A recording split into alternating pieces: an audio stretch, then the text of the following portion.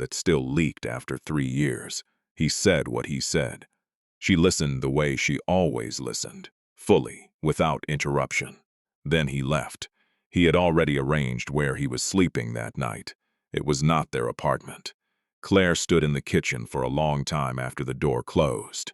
She did not cry. She sat down at the table she had paid for in cash, put both hands flat on its surface, stayed very still. And then, because she had a job in the morning and a life that was going to require her full capacity starting immediately, she got up, washed the 2 glasses in the sink, turned off the light, went to bed. What Marcus did not know, what he would not find out for another 2 weeks, was that Claire had been 6 weeks pregnant when he walked out that door. The divorce took 4 months. Not because it was complicated, not because Claire fought it. It moved quickly for the most painful of reasons. There wasn't much to divide. $4,000 in savings, a car in her name, furniture she had chosen, a lease that had 2 months left on it anyway. Marcus had his startup, his funding, a new address in Hoboken that Diane had helped him find. Claire had a kitchen table and a leaking window. She kept both. The papers arrived on a Wednesday. Her attorney, a woman named Susan Patel who charged less for what she called clean consciences, called ahead to say they were coming. Claire picked them up from the front step at 6:45 in the morning before leaving for work. At the kitchen table, she read every line. She signed where she was supposed to sign, initialed where she was supposed to initial. Her handwriting was steady throughout. There was one place, near the bottom of page 4, where the pen left a slightly deeper mark in the paper. A fraction of a second. A breath held and then released. Nobody would have noticed. She noticed. She mailed them back the same day. Marcus received the finalized decree on a Thursday. He was in a meeting with Diane and 2 partners from the VC firm when his phone vibrated with the notification from his attorney. He did not look at it until the meeting ended. When he did, he stared at his phone screen for 11 seconds. Then he put it face down on the desk. Then he went back to talking about Q1 projections. 11 seconds. That was what 11 years got. Now, before we go further, if this story is already doing something to you, if you feel that specific quiet fury that settles in the chest rather than the throat, you are exactly who this channel was built for. Hit subscribe. There are more stories like Claire's here. More women who kept going when every reason said stop. You do not want to miss what comes next, because what comes next changes everything. Claire was 6 weeks pregnant when Marcus left. She had not told him yet. She found out on a Monday. He left on a Tuesday. She made an appointment for Wednesday and then sat on the edge of the bathtub for a long time, not spiraling, not falling apart, just breathing.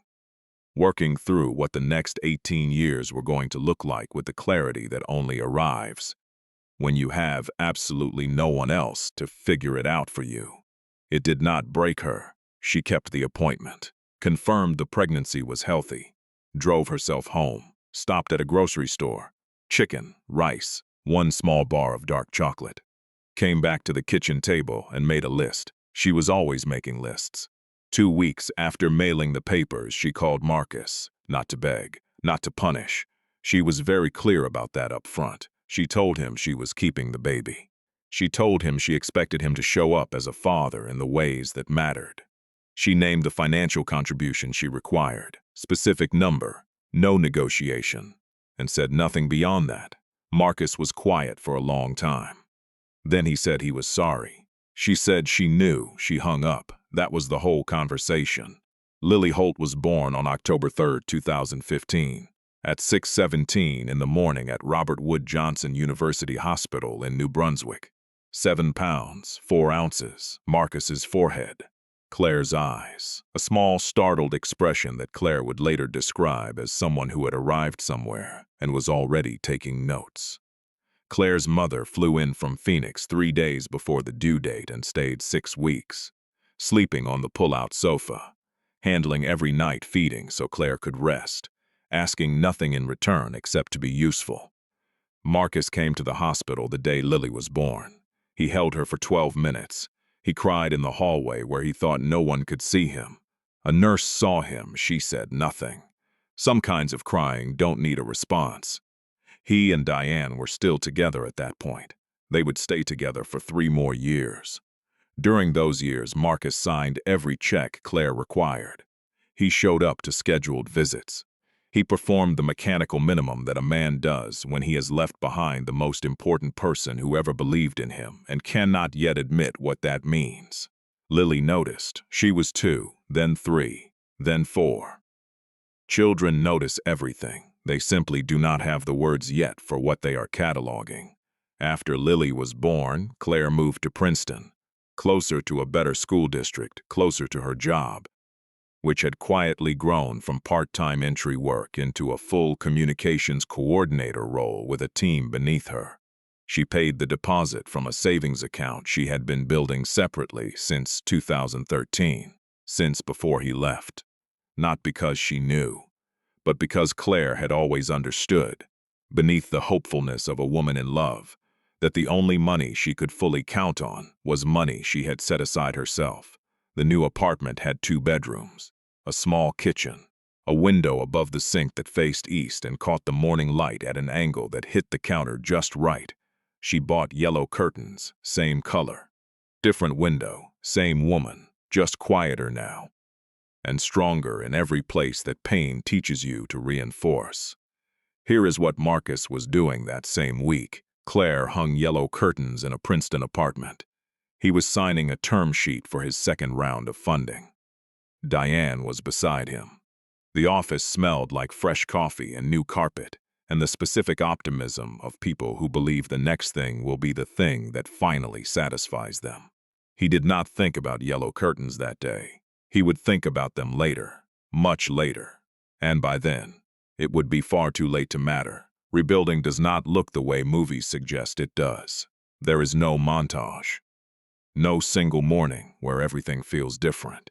No moment where the light hits at a new angle and suddenly the grief is gone and the future is clear. Rebuilding looks like a Tuesday at 5:45 in the morning when the baby has been up since 3, and you have a presentation at 9, and you are standing over the coffee maker in yesterday's clothes counting backward from 10 just to steady yourself. And then you go. That is what rebuilding looks like. Not triumphant, just relentless. Claire enrolled in a part-time master's program in strategic communications at Rutgers in the spring of 2016. When Lily was 5 months old, her mother thought she was insane. Her manager, Patricia, thought she was inevitable. 2 nights a week she drove to class with a breast pump in her bag and flashcards in her cup holder. During Lily's naps, she studied. Her thesis on crisis messaging strategy was written between 9 p.m. and midnight, after Lily was asleep, at the same kitchen table she had brought from New Brunswick, its surface already wearing smooth in the spot where her wrist rested during late nights. Nobody was watching her do this. Nobody gave her a medal for it. She did it anyway. She graduated in May of 2018. Lily, 2 years old, in a white dress with small yellow flowers, sat in the audience and spent most of the ceremony trying to eat the event program. Claire walked across the stage, shook the dean's hand, found her mother's face in the crowd. No camera caught the exact moment she smiled, but it happened. It was real, and it belonged entirely to her. By the end of 2018, she was promoted to communications manager, a salary she had not earned before, a team of 4, an office with a glass wall overlooking Princeton Town Center, the same town where she had once driven to night class on 4 hours of sleep with a breast pump in the passenger seat. She was 33 years old. Her team trusted her, not because she demanded it, but because she earned it quietly, consistently, without making it about herself. She managed them with precision and warmth and the talent of someone who can cut through noise to find the one thing that actually needs saying. Patricia came to have lunch with her that December. They ate sandwiches in Claire's office, and Patricia looked around. The tidy desk, the framed photo of Lily on the window ledge, the whiteboard covered in tight, organized notes, and said simply, "You built something real here." Claire looked at the whiteboard for a moment. Then she said, "I had good material." For 3 years after Marcus left, she did not date, not punishment, not bitterness. There was simply no space, not in the calendar, not in the emotional bandwidth. She was raising a child alone, building a career from scratch, paying down debt one careful transfer at a time. She was busy becoming herself. That is not a small thing. Most people never get around to it. In 2019, she went on 2 dates. One was pleasant and went nowhere. One was actively terrible and became a story she told at dinner parties for years, always with the same dry delivery that made people laugh harder than the story itself warranted. In 2020, she met David Park at a conference in Philadelphia, communications director at a nonprofit. Thoughtful, quiet, very good at listening. They dated for 11 months. He was kind to her, not the performative kind that runs out when things get inconvenient, but the steady kind that shows up in small, consistent ways. Good with Lily.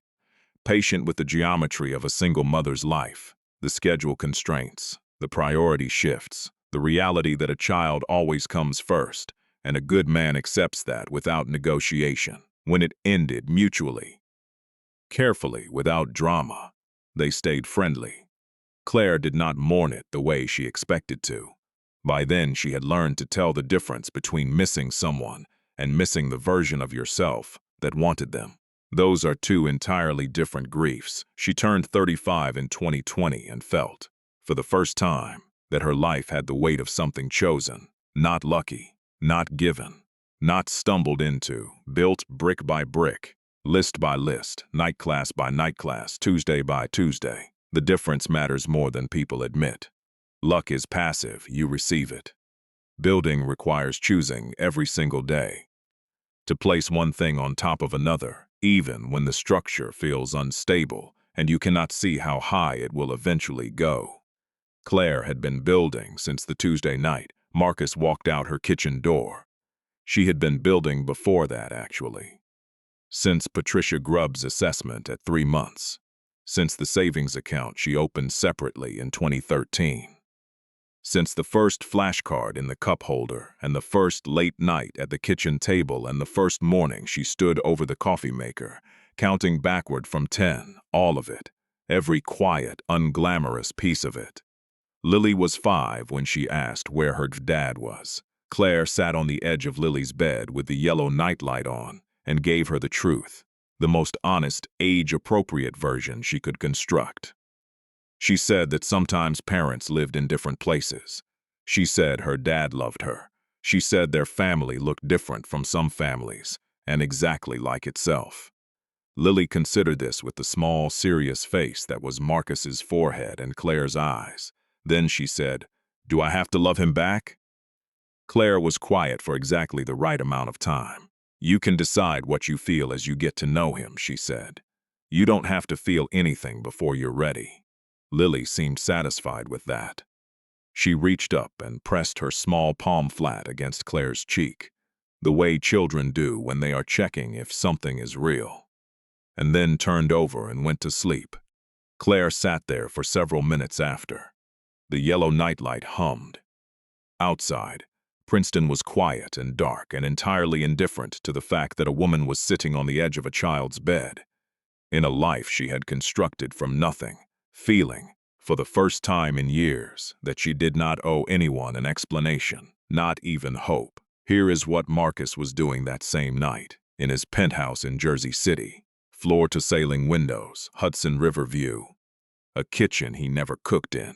He stood on his 3rd glass of something expensive, staring at the New Jersey skyline across the water, turning over a question he could not answer. The question was simple. What exactly had he won? Marcus Holt became wealthy in stages, not in one brilliant moment, not from a single right decision. Success arrived through a series of calculated bets that happened to land, the kind that looks like genius from the outside and feels, from the inside, like controlled falling. RootPath Technologies launched commercially in 2016. By 2017, it had 42 enterprise clients. By 2018, the company was generating $11 million in annual revenue, and Marcus was being quoted in supply chain trade publications, with the confidence of a man who has recently discovered that other people's belief in him is bankable. He was good at what he did. That part was never the question. Money arrived the way weather arrives, gradually and then all at once. By 2019, RoutePath had 3 offices, 114 employees, and a valuation that placed Marcus in a category of person he had never expected to inhabit. He sold a partial stake to a private equity firm that sprang for $8.3 million, enough after taxes to buy a penthouse in Jersey City, with floor-to-ceiling windows and a kitchen he would never once cook in, 2 suits a year from a midtown tailor, a gym membership he used 4 times, a car that cost more than his first apartment lease by a factor of 11. These were the facts of his success. They were also the furniture of a life that, even at its most polished, felt slightly like a room no one actually lived in. Diane left him in March of 2019. Not dramatically. Diane was never dramatic. She was strategic, which is a different quality entirely, and in the long run, a colder one. She had entered Marcus's life at an inflection point and exited it the same way. Clean paperwork, precise settlement. A figure his attorney described as efficient, and that Marcus paid without argument because arguing would have required caring about the outcome. She took the BMW, the Scottsdale timeshare, a sum that reflected exactly what the relationship had been, a transaction that benefited both parties for precisely as long as it needed to. She was not cruel about it. Cruelty requires investment.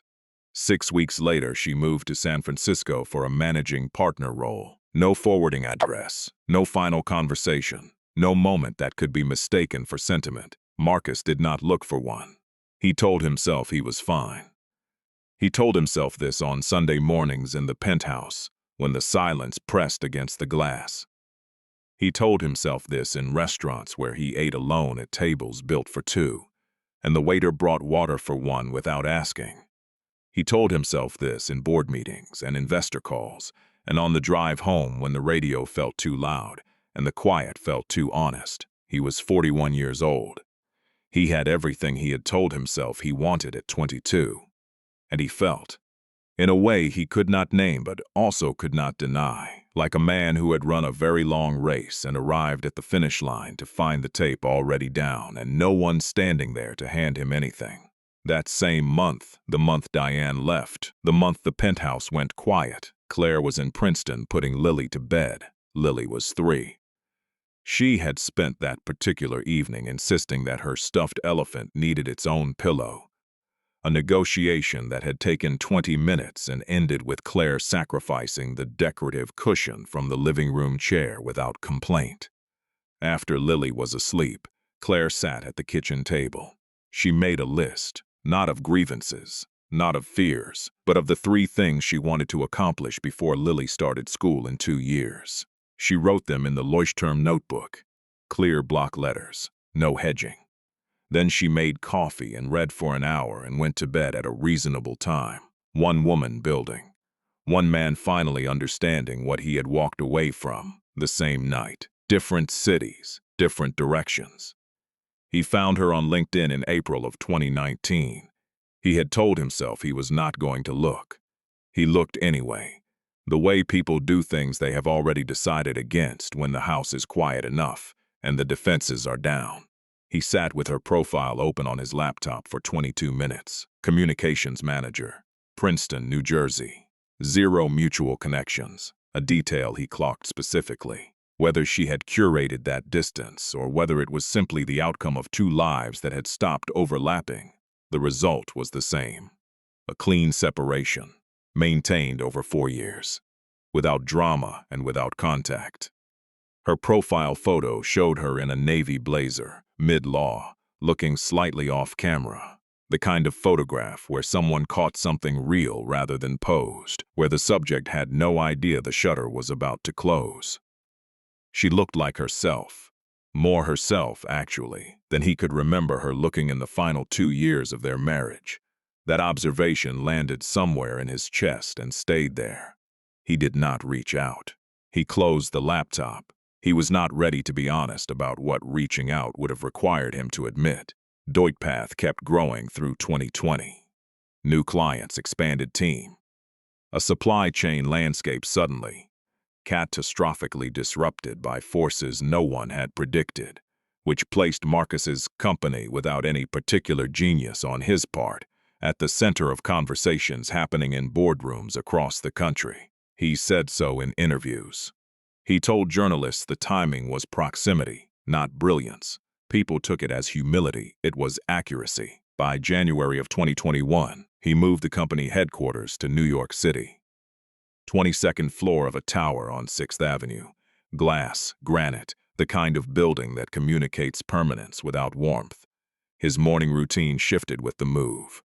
Fieldings appeared in his first week in the city. A small cafe on the ground floor of a building 2 blocks from his office. 10 tables, a counter with 4 stools. The kind of place that had been there long enough that the regulars had assigned themselves permanent spots without anyone needing to say so. He went back a second morning because the coffee was good. He went back a third morning because of what he saw. On that third morning, a Thursday in early February, a woman walked through the cafe door at 7:43 and stopped at the counter and spoke to the man behind it with the ease of someone who had been coming here long enough to know his name. Marcus looked up from his laptop. He did not look back down for a long time. He knew that walk. He knew that notebook. He knew the way she held it, under the left arm, spine facing out, with the unconscious precision of a habit so ingrained it had become part of her posture. He sat very still. She ordered, collected her cup, moved to a table near the window, 4 tables away from his, opened the notebook and began writing. She did not look up. She did not look toward his table. She did not know he was there. And Marcus Holt, Millionaire CEO, sat in a cafe on 6th Avenue with a cold cup of coffee and understood, with the slow, settled certainty of a man receiving news he has been avoiding, that the woman he had left was sitting 4 tables away, entirely unbothered, entirely whole, entirely without him. He came back the next morning, and the morning after that, and every morning after that. He told himself it was coincidence. He told himself this quickly, without looking directly at the statement, hoping speed substituted for conviction. It did not substitute. Marcus had not accidentally discovered a cafe where his ex-wife stopped every morning. He had seen her, recognized her, come back the next day, and the day after that, and had now been sitting at the same corner table, same chair, same black coffee from the same counter. For 6 weeks. That was not coincidence. That was something he did not have a clean word for yet. He always arrived by 7:30, ordered his coffee, opened his laptop, positioned himself at the corner table with the sightline to the door that he had identified on the second morning as optimal. He had not acknowledged this calculation to himself. He made it anyway. Claire arrived between 7:40 and 7:50, always through the same entrance. The worn Leuchtturm notebook under her left arm. Work clothes worn with the ease of someone who had stopped dressing to be noticed and started dressing to move efficiently through the world. She always stopped at the counter first. The man behind it was named Sal, mid-50s, compact, with the unhurried competence of someone who had been making coffee long enough to consider it a form of craft. He had a regular's memory. Claire's order was ready before she finished asking. She used his name. She asked real questions. She listened to the answers with her full attention, completely the way Marcus had once listened to her. Whatever she said at the end of the exchange made Sal laugh. A real laugh every time. The kind that starts in the chest rather than the throat. Marcus had watched this happen 11 times by the end of February. Not once had he been the reason anyone behind a counter laughed. He did not approach her. He understood what approaching would require. A version of himself that had not yet been assembled. The version that could stand in front of Claire Ellison without a prepared answer, without the armor of his net worth or his title, or the careful narrative he had built around choices he had not yet fully owned. He was not that version yet, so he sat corner table, same chair. Black coffee growing cold in his hand while he watched a woman order tea and open a notebook, and begin her day with the focused calm of someone who has organized her interior life so thoroughly that the exterior runs without friction. This went on. His penthouse was 51 floors above the Hudson River. On clear mornings, the New Jersey skyline was visible from the bedroom window, and Marcus had developed a habit, unconscious at first, then deliberate, of standing there in the gray pre-alarm light and looking across the water at the state where he had started, where he had loaded truck beds and taken night classes and proposed with a ring that left him $214 to his name, where a woman had said yes before he finished asking. The penthouse had been staged when he bought it, and he had changed almost nothing. A decorator had come, asked 17 questions about his aesthetic preferences, and produced a space that was sleek and considered and profoundly neutral. Pale walls, pale rugs, a shelf in the living room holding 6 objects, a clock, an art book, a small sculpture from a Chelsea gallery, and 3 empty spaces where personal items were supposed to go once he provided them. He never provided them. The 3 spaces stayed empty. Visitors, there were very few, sometimes glanced at that shelf with an expression Marcus had learned to recognize. Not quite pity, something more like unease. The feeling a person gets when they sense a room is waiting for something and cannot identify what. He knew what it was waiting for. He had left it in a 1-bedroom apartment in New Brunswick in February of 2015. Lily called on the first Sunday of every month. At 6 years old, her calls lasted between 4 and 9 minutes depending on her mood and what had happened at school that week. Marcus had learned, slowly, through failed attempts at open-ended questions, to ask specific things. Not how was your week, but what did you make in art class? Not are you having fun, but did your soccer team practice on Tuesday? The specific questions worked. Lily was not interested in small talk, even at 6. She wanted to discuss actual events with actual details and had inherited, from a woman who had been making lists and taking notes since before Lily was born, a complete intolerance for vagueness. She was very much her mother's daughter. By March of 2021, Marcus had been sitting at that corner table every weekday morning for 6 weeks. 31 mornings. 31 times Claire had walked through that cafe door. 31 times she had not looked toward his table, not once, on a gray Thursday with his cold coffee. Something settled in his chest without drama. The weight of what 31 mornings of not being looked at actually meant. He had believed, somewhere beneath everything he told himself, that proximity would produce something, that she would feel him there, sense him, look up. The way you feel someone watching you across a room before the eyes have confirmed it. She did not feel him. She came in every morning, notebook under her arm. Order ready before she asked, Sal laughing behind the counter, and she moved through that cafe with the unbothered ease of a woman who had no unfinished business with this street, this city, or any ghost sitting quietly at a corner table. She was not ignoring him. That would have required knowing he was there. She simply did not have him in her world anymore, not erased, not mourned, not even consciously released, just gone.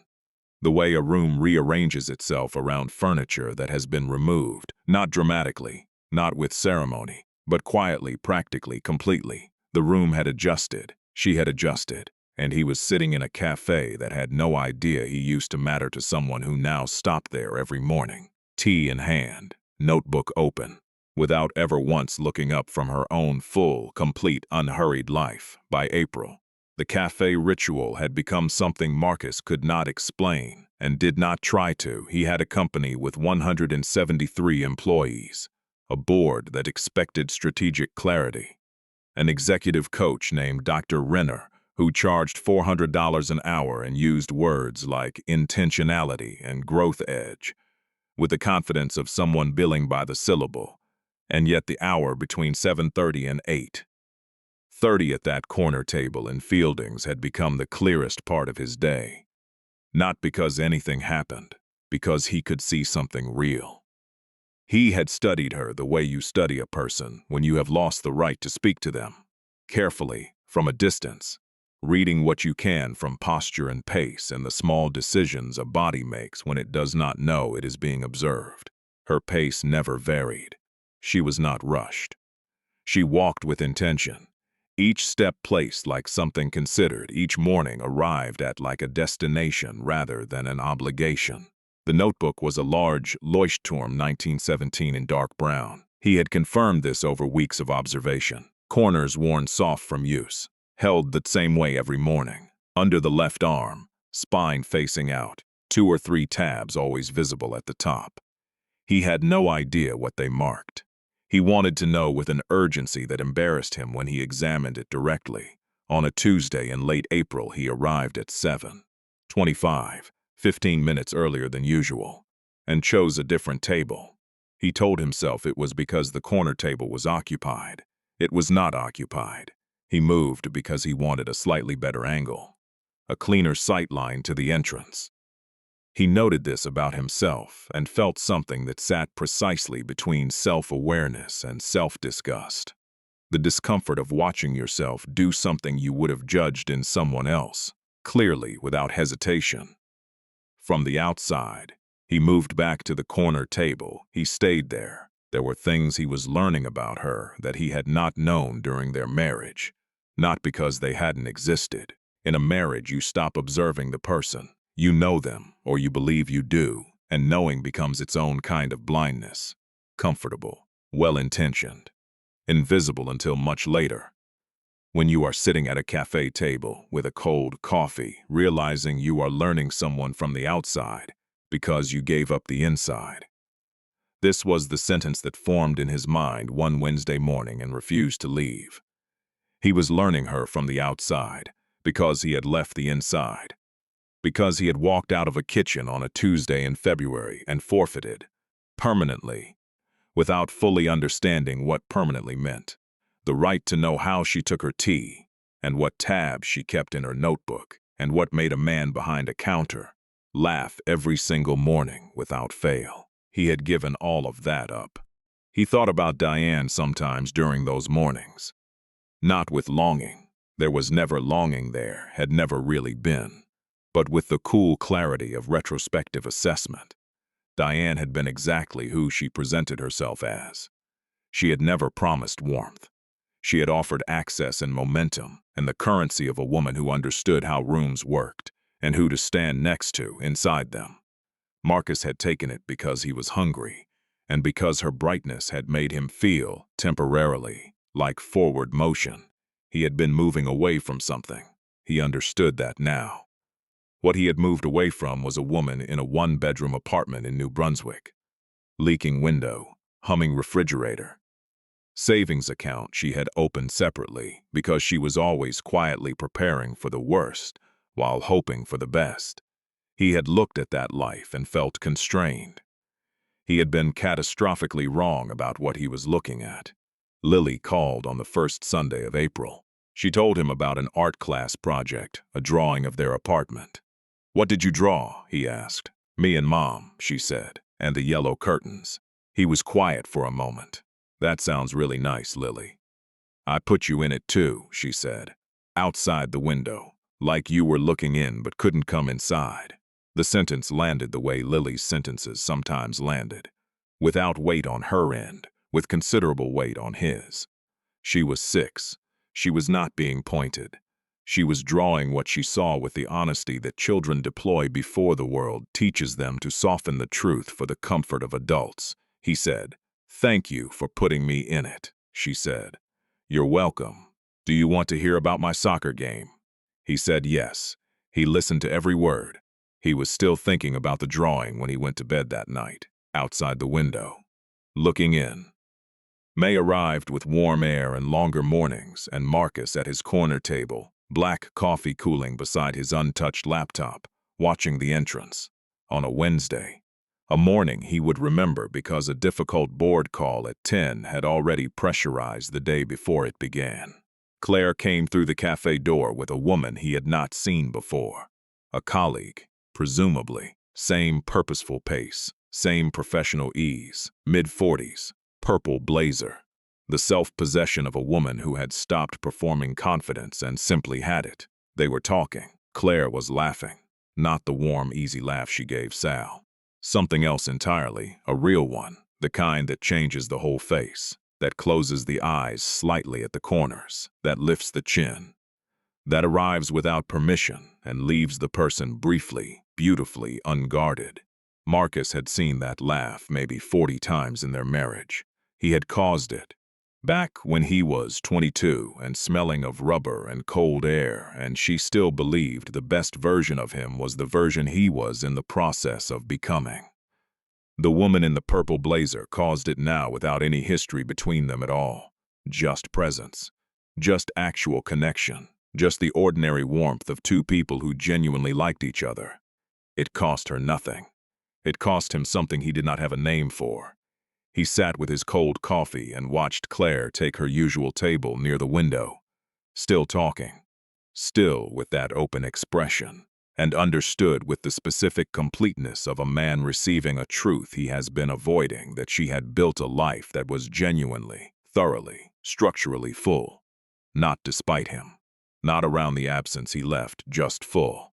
She opened her notebook. She did not look toward the corner table. She never did. Claire's mornings had a logic that was entirely her own.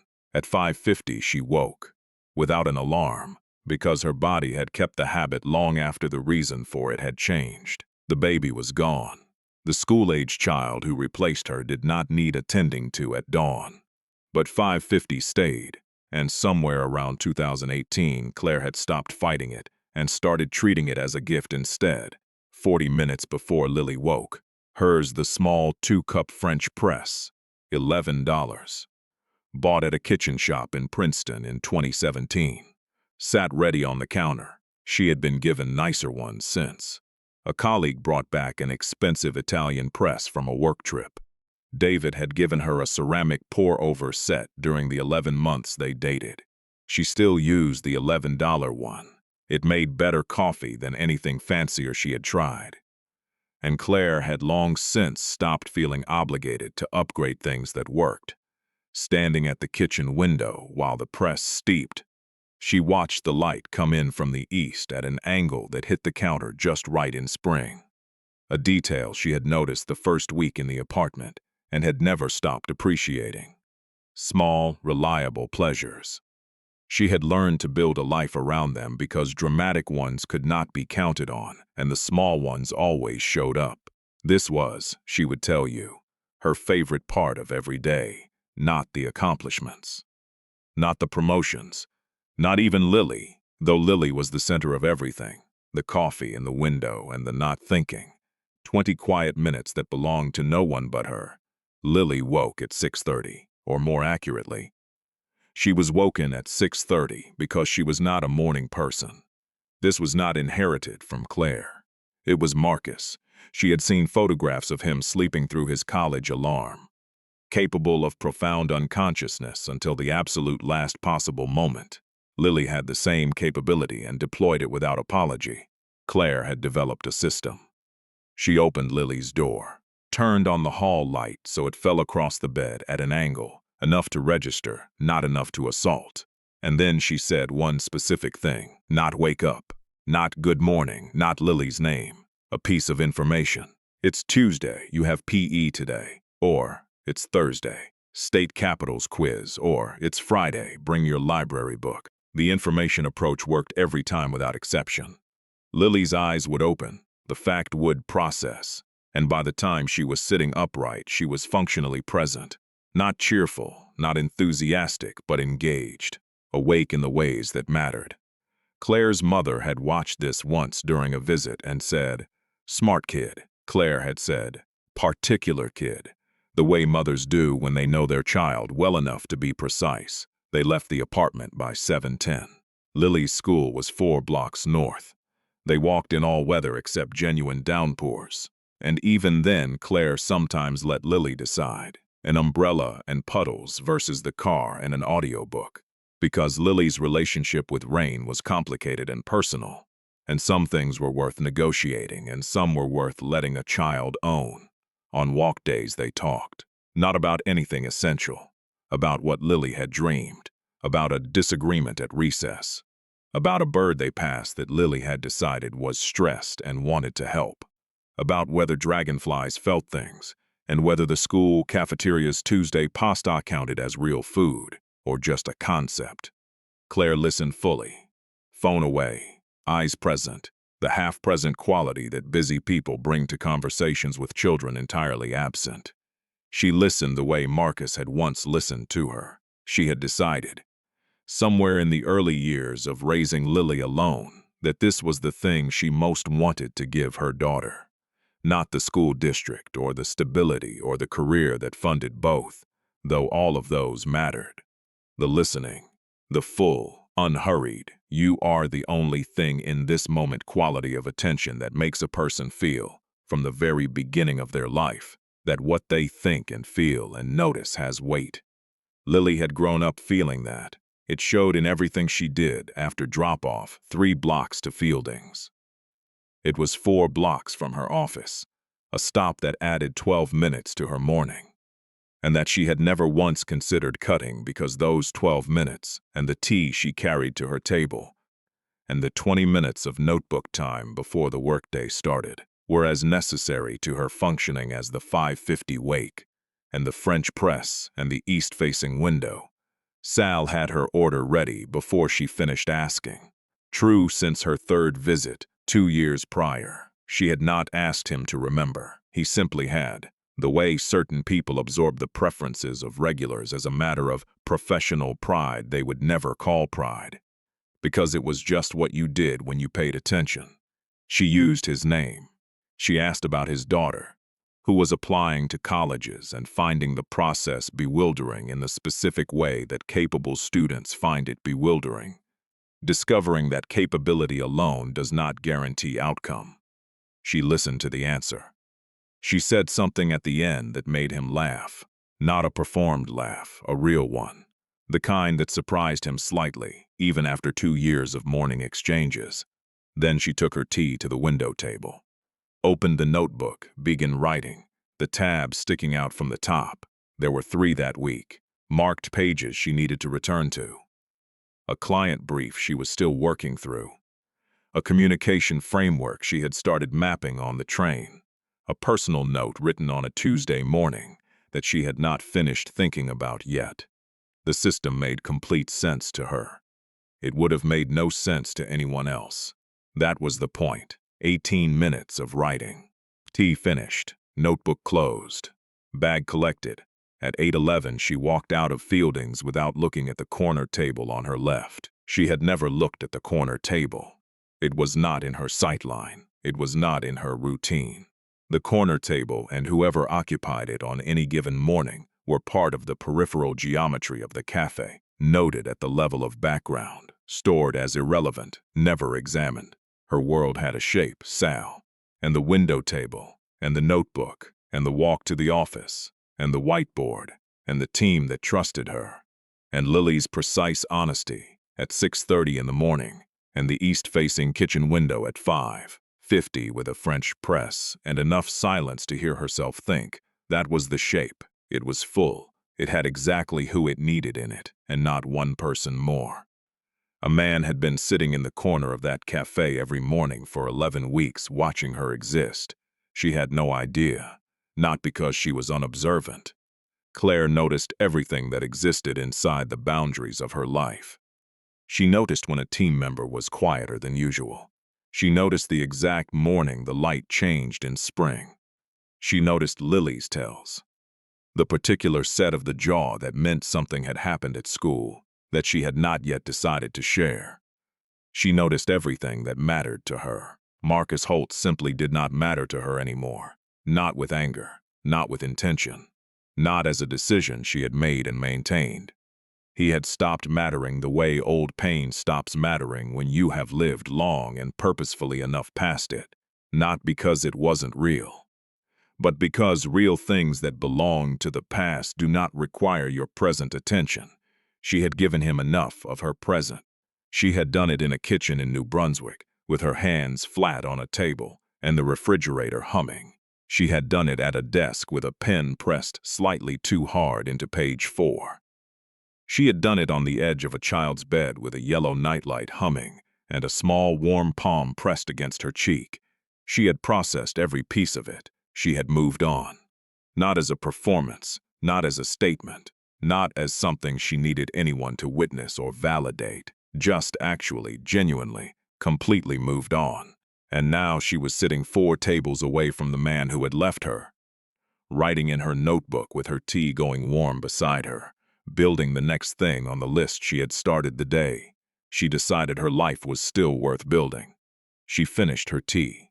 She closed the notebook. She left. Marcus made one attempt, 3 weeks building toward it, which is to say, 3 weeks at the corner table telling himself he was not going to. And then on a Wednesday morning in late June, he went up to his office, sat at his desk for 45 minutes, and wrote a note, not an email. Too easy to delete without reading. Too easy to craft into something perfect that said nothing true. Too easily misread for tone when tone was the only thing that mattered. He wrote it by hand. Personal stationery, cream-colored, his initials embossed at the top in gray, in the handwriting that had always been slightly too large for the paper. 3 drafts. The first was too long. The second was apologetic in a way that felt like performance rather than honesty. The third said, "Claire, I know this is unexpected. I've thought carefully about whether to reach out. I'm not asking for anything. I just wanted you to know that I see you, that I'm aware of what I left behind, and that I'm sorry for the way I did it. You don't owe me a response." He read it 4 times, then he folded it, sealed it in an envelope, wrote her name on the front in the same oversized handwriting, no return name on the outside.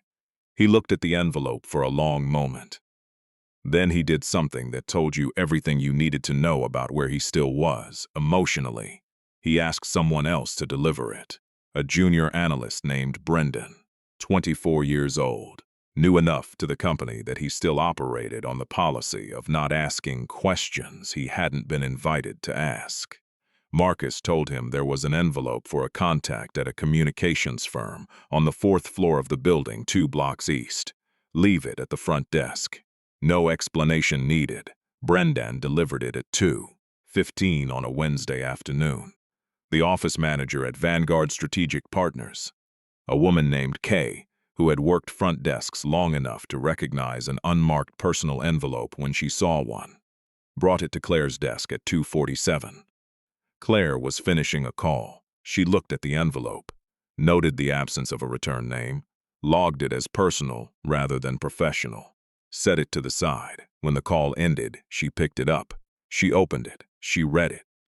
She read it a second time, not because it was complicated, but because the first read produced surprise, and surprise, for Claire, always warranted a second pass to confirm the feeling was accurate. It was accurate. 30 seconds, not a long, dramatic pause, not a moment of visible emotion. 30 seconds of a thought being completed, the specific internal duration of a woman processing something unexpected and deciding, with complete calm, what it meant and what it required of her. Then she folded the note back along its original creases, placed it back in the envelope, set the envelope down, picked it up, dropped it in the wastebasket beside her desk without looking at it again, turned back to her computer. She had 3 deliverables due before 5. She completed all 3. Brendan texted Marcus at 6:47 that evening, with the energy of someone who had felt, belatedly, that they had participated in something they did not fully understand. To confirm the envelope had been delivered as requested, Marcus thanked him.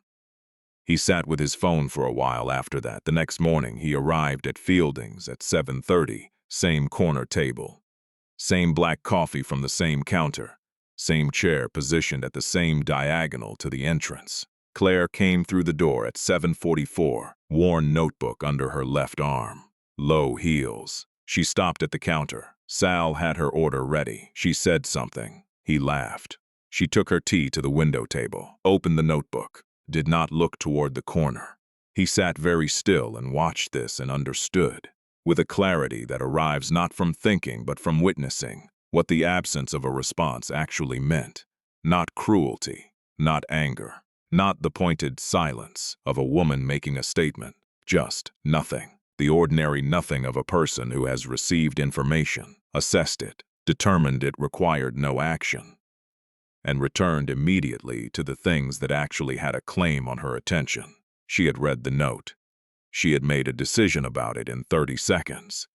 Then she had gone back to work. He had spent 3 weeks building toward that note. He had written 3 drafts. He had chosen cream stationery with embossed initials. He had deliberated over every word. She had given it 30 seconds and a wastebasket. Not because she was unkind, because she was done.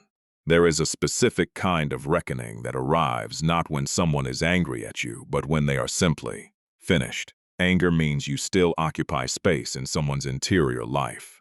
Anger means you still have the power to produce a reaction. Anger means, on some level, that you still matter enough to generate heat. Claire was not angry.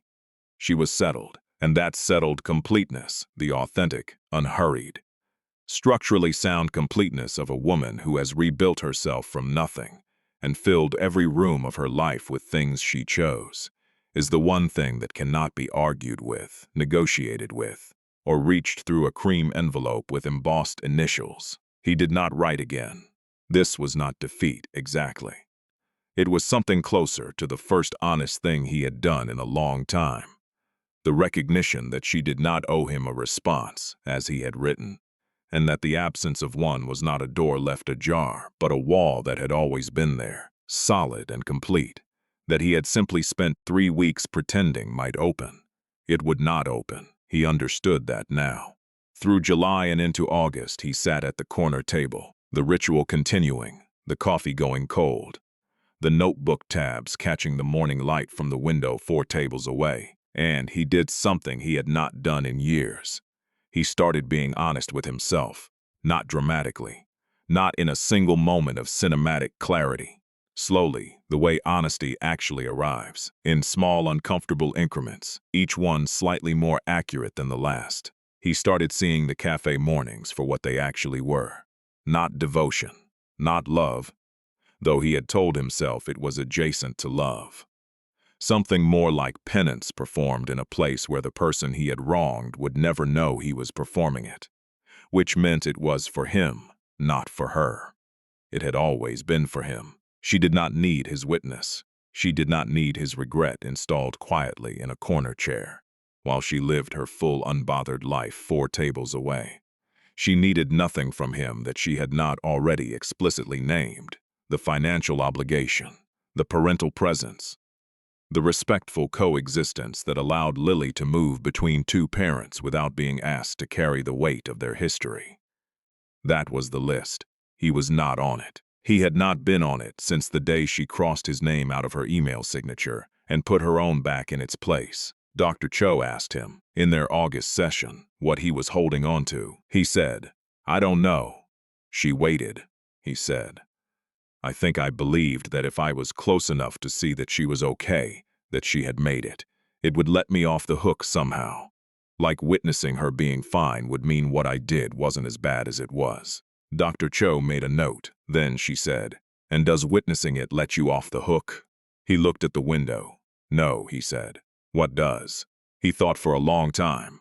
"Accounting for it," he said. "Actually accounting for it. Not to her. She doesn't need that to myself." Dr. Cho said nothing. The clock on her wall moved outside. New York continued at its usual indifferent pace.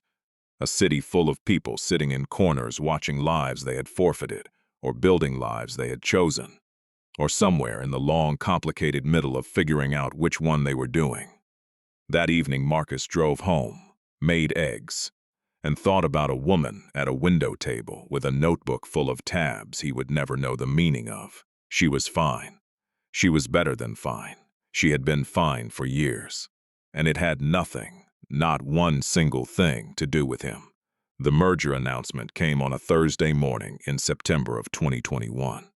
RootPath Technologies and a mid-size freight analytics company called Meridian Logistics were combining in a deal valued at $62 million. The transaction put Marcus Holt on the front page of 3 trade publications and the business section of the New York Post. which ran a photograph of him outside his office building in his charcoal suit with a headline that read, "Local kid makes good." He thought the phrasing was slightly embarrassing. His publicist thought it was perfect. His publicist was paid to be right about these things, so Marcus let it stand. What the announcement did not include was the context that would become relevant over the following 8 weeks. Meridian had a complicated legacy. One of its founding partners, a man named Victor Shea, who had quietly removed himself from day-to-day operations the previous year, had been conducting business through 3 shell companies that did not, under examination, appear to exist in any meaningful sense. No physical addresses, no operating employees, contracts that pointed to other contracts that pointed eventually to nothing. This was not Marcus's problem. He had done comprehensive due diligence.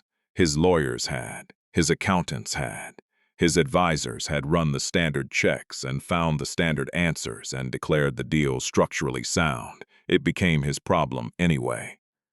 Not because he had done anything wrong, because in a story about a high-profile merger and a fraudulent co-founder, the name closest to the top of the press release is the one that appears in the headlines.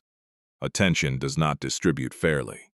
It lands on whoever is most visible and stays there until something more interesting arrives. NotePath's CEO faces questions over partners' shell company ties merger. Complication.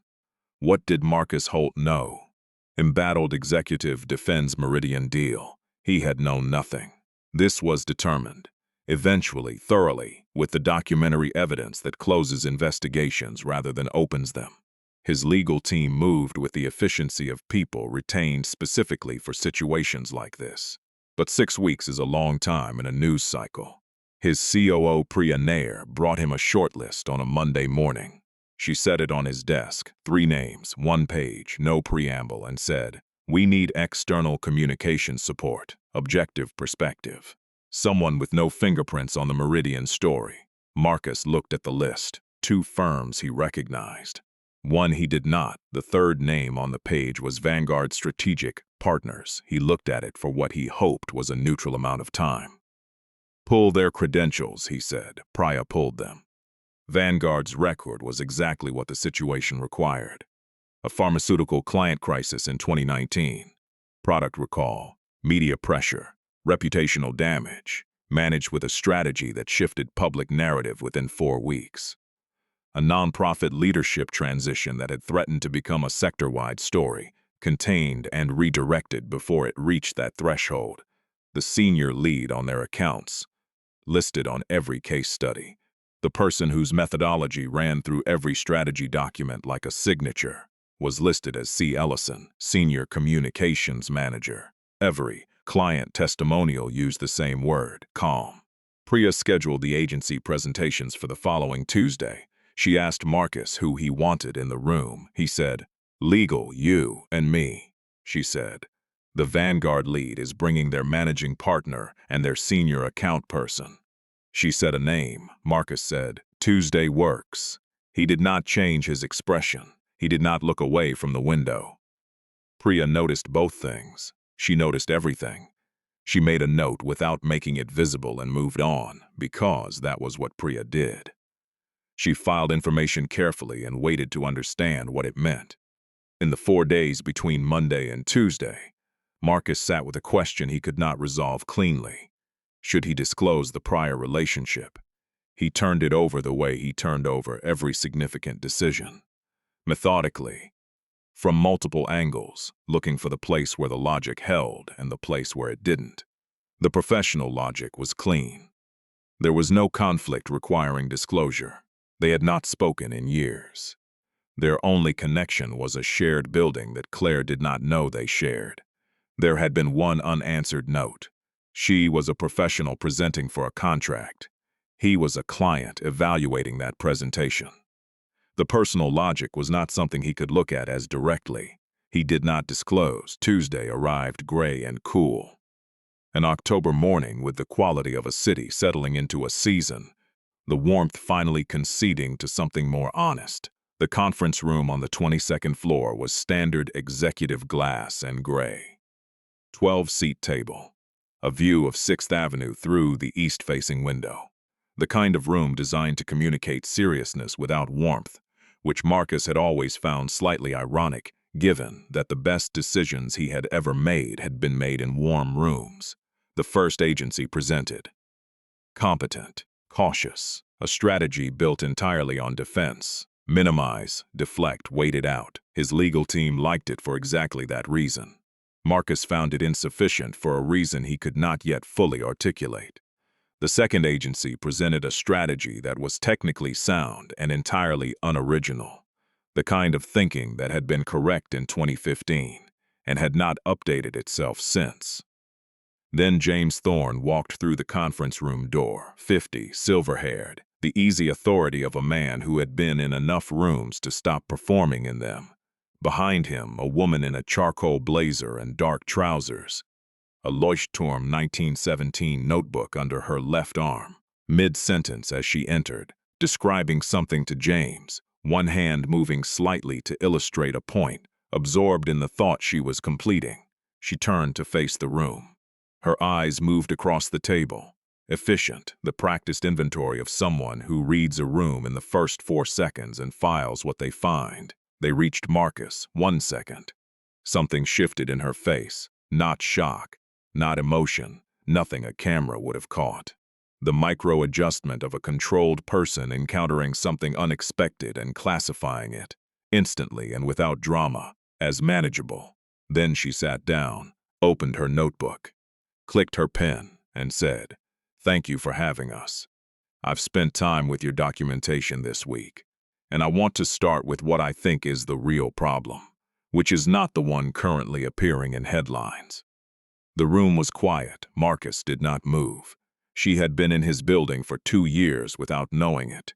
She had been 4 tables away in a cafe for 11 weeks without knowing it. She had read a note he spent 3 weeks writing and dropped it in a wastebasket in 30 seconds. And now she was sitting across a conference table from him, composed, exact, entirely unbothered, about to tell him how to fix the worst professional crisis of his career. He had built a company worth $62 million. She was the most capable person in the room. He had known that since 2009. He had simply forgotten, for a catastrophic period of years, to act like it. The presentation lasted 53 minutes. Claire did not rush it, and she did not pad it. 53 minutes was exactly how long the strategy required to be explained properly. No more, no less. And she moved through it with the economy of someone who respects other people's time because she has learned, through years of being the person with the least of it, exactly what it costs. She opened with the diagnosis, not the headlines, not the timeline of the Meridian deal, not the defensive posture that the other 2 agencies had built their entire strategies around. She opened with the actual problem. The coverage is not about Victor Shea, she said.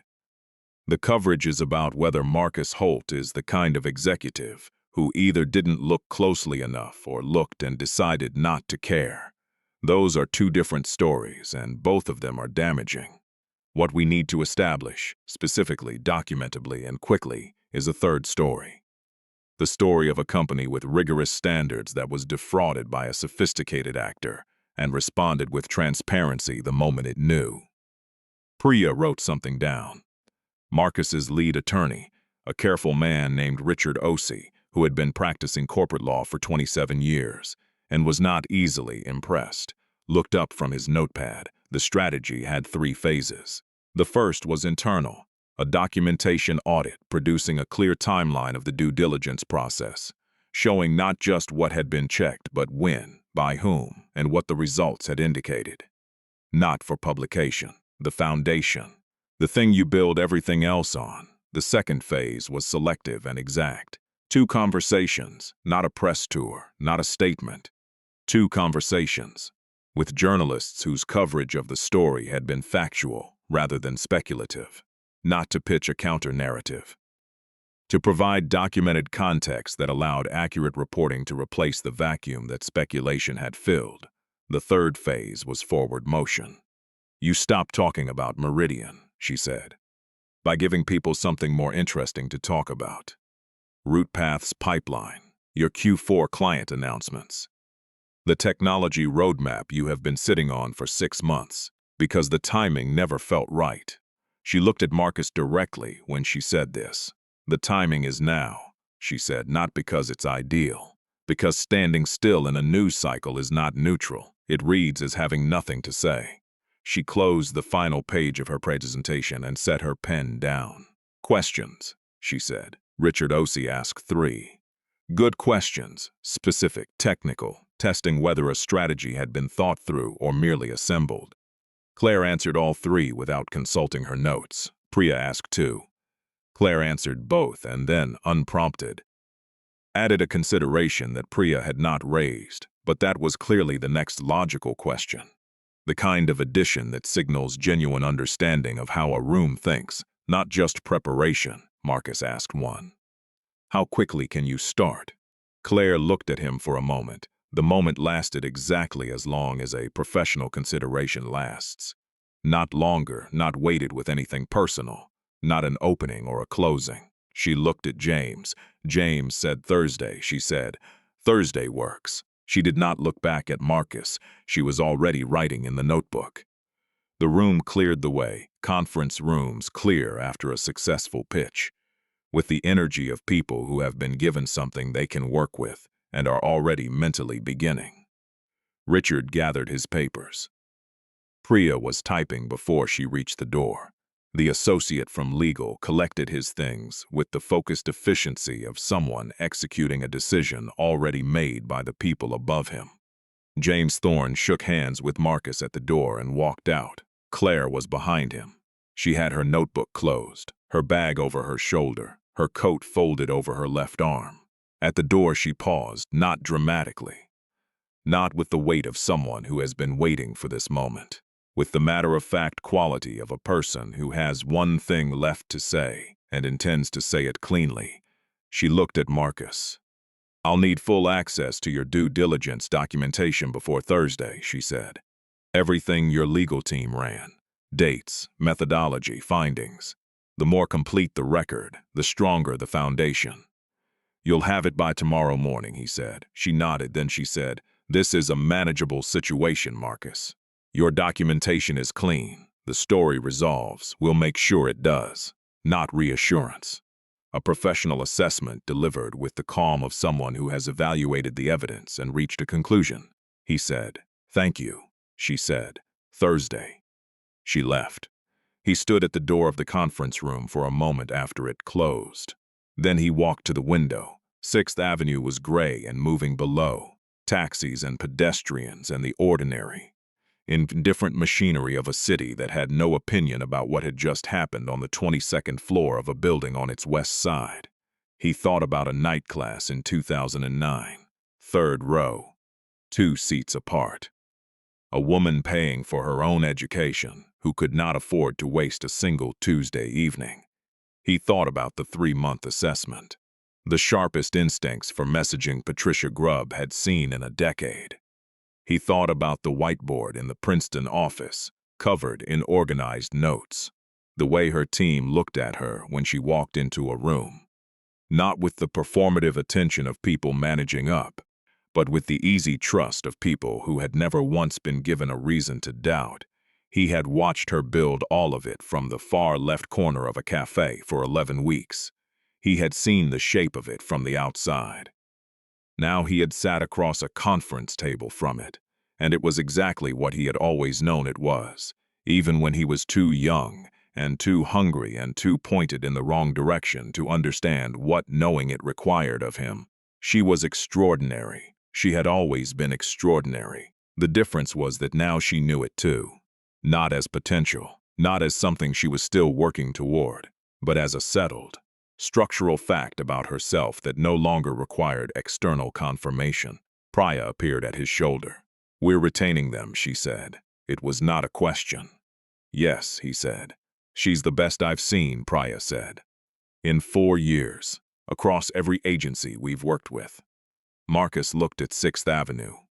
I know, he said. Priya looked at him for a moment with the attention of a woman who notices everything and files it correctly. She did not ask the question she was clearly considering. she said. "I'll have legal send the documentation package tonight." She left. Marcus stayed at the window. Below, on the street, a woman in a charcoal blazer was walking east, notebook under her left arm, pace measured, already moving toward the next thing, with the completeness of someone who has finished one task and begun the next without needing a moment in between. He watched until she turned the corner. Then she was gone. The engagement ran for 6 weeks. Claire's team, herself, a junior associate named Tobias, and a media analyst named Sarah, who had the rare quality of being right about things before the data confirmed them, worked out of a small conference room on the 22nd floor that Priya had cleared for their use. 3 briefings in the first week, 2 with legal, 1 with Marcus, 53 minutes, which was, he noticed, exactly the same duration as the pitch. She was precise about time the way she was precise about everything. The briefing covered the Meridian timeline, the due diligence documentation, and the key messages that would anchor the response. Entirely professional. Also for Marcus, the experience of sitting across a table from someone who asked exactly the right questions, listened to every answer completely, and wrote things down in a way that communicated not note-taking but thinking. He had forgotten what it felt like to be in a room with someone who actually thought. He had not forgotten exactly. He had simply not been in that room for a long time. The strategy executed exactly as mapped. By week 3, the media narrative had shifted. A Wall Street Journal profile positioned Marcus as the decisive executive who had moved transparently the moment the Meridian issue surfaced. 2 of the initial negative articles ran quiet follow-ups that functioned as corrections without using the word. By week 5, the story was effectively over, killed not by defense but by irrelevance, the most complete form of resolution a news cycle offers. On the final morning of the engagement, Claire stood at the whiteboard in the small conference room and delivered the closing summary. Media sentiment shift, coverage volume by week, key message penetration across target outlets, with the same precision she had brought to the pitch 7 weeks earlier. Then she capped her marker, turned to the room, said, "You're in good shape. The story is closed. What you build next is yours." Priya said, "This was exceptional work." Claire said, "Thank you, the way people mean it when the compliment is accurate." Marcus said, "I agree, exceptional." She looked at him briefly, 1 beat. "I'll have Kay send the final report and invoice by end of week," she said. She gathered her things, she left. The room felt, in her absence, exactly the way rooms feel when someone genuinely essential has walked out of them. Not dramatic, just noticeably different. Like something had been on and was now off, like a window had been open and was now closed. November arrived the way November always does in New York, without apology. The warmth left overnight. The city shifted into its winter register. Darker mornings, faster walking, the collective decision of 8 million people to stop pretending the cold wasn't coming and simply put on their coats. Marcus noticed it from the penthouse window on the 1st of the month. He had stopped going to Fielding's, not with a decision exactly. The board call schedule had pushed his mornings later through October. The Vanguard engagement had restructured his 7:30 hour into something with actual content. Then the habit had simply not reasserted itself. The way habits sometimes die not from intention but from interruption. The daily ritual losing its groove and finding, when you return to look for it, that the groove has filled in. He did not miss it the way he had expected to miss it. He missed something adjacent to it. Something the ritual had been pointing at without being able to reach. He went to therapy instead. Dr. Cho had a Thursday morning slot that Marcus had been filling since August. She did not use words like intentionality. She asked questions and waited, with the extraordinary patience of someone who understands that the honest answer and the prepared answer are different things, and that the distance between them cannot be shortened by pressure, only by time. He had spent the first 3 sessions giving her prepared answers. By November, he had mostly run out of them. The final session, before the holiday break, fell on a Thursday in mid-December. Dr. Cho said, You came in describing something you called unfinished. Is that still accurate? Marcus thought about it genuinely, not reaching for the answer that sounded most evolved, but actually checking. No, he said. What changed? He looked at the window. Outside, a gray Thursday had settled over the city with the comfortable permanence of a season that knows it has won. I stopped waiting, he said, and I think what I was actually waiting for was permission. For her to close it, tell me it was done, give me a signal I could file under resolved and move forward from. Dr. Cho said nothing. He continued. She didn't give me that signal. She just did her job, professionally, correctly, with exactly the warmth she brings to everything, and none of the warmth that was ever specifically mine. And I kept sitting with that, looking for the opening in it. Was there one? Dr. Cho said. No, he said. There was never one. I was looking for a door in a wall. Dr. Cho made a small note, he said. I think I had to stop making her responsible for closing something I opened. The ending isn't hers to give, it never was. I opened it. I have to close it. The clock moved, Dr. Cho said. Same time in January? He said yes. He drove home that evening through December traffic. The city in its pre-holiday register, slightly louder than usual, slightly more illuminated, and thought about the specific cruelty of being forgiven by someone who has simply moved on. Not forgiven, actually. That was the wrong word, and he had been using it imprecisely for months. Claire had not forgiven him. Forgiveness implies that the offense still occupies enough space in a person's interior life to require an active decision about what to do with it. She had done something quieter and more complete than forgiveness. She had simply continued, past it, through it, into the next thing and the next and the next, until the space where the offense had lived was so thoroughly occupied by the life she had built that there was no room left for it to be anything other than a historical fact. Real, acknowledged, catalogued, irrelevant to the present. You cannot reach a person who has continued. There is nothing to reach through. The wall he had been looking for a door in was not a wall. It was the foundation of everything she had built on the other side of it. He spent Christmas in Princeton. Claire had agreed, as she always did, without conditions, without leverage, without the brand of quiet punishment that people deploy when they have every right to deploy it, and choose grace instead. He arrived Christmas Eve afternoon with a telescope for Lily, who had mentioned it in passing on a Sunday call 6 weeks prior, with the offhand specificity of a child who trusts that specificity will be remembered. He had remembered. Lily took the box to her room immediately to read the assembly instructions, because she was 7 and preferred to understand a thing before asking for help with it, and because she was her mother's daughter in every way that mattered. She assembled it without assistance. Of course she did. Claire was present that afternoon, in the way she was always present during his visits. Warm, hospitable, calibrated. She offered coffee. She sat in the living room while he and Lily worked through the telescope setup. She participated when Lily directed conversation at her and stepped back when the moment belonged to the two of them. She was not performing generosity. She simply had some to give. That was the difference, the thing he had been slowly understanding for months without having the right words for it. Generosity as performance runs out. It requires maintenance, requires the performer to keep choosing it against the pull of something else. Generosity as character is simply what a person does because it is what they are. Claire had always been what she was.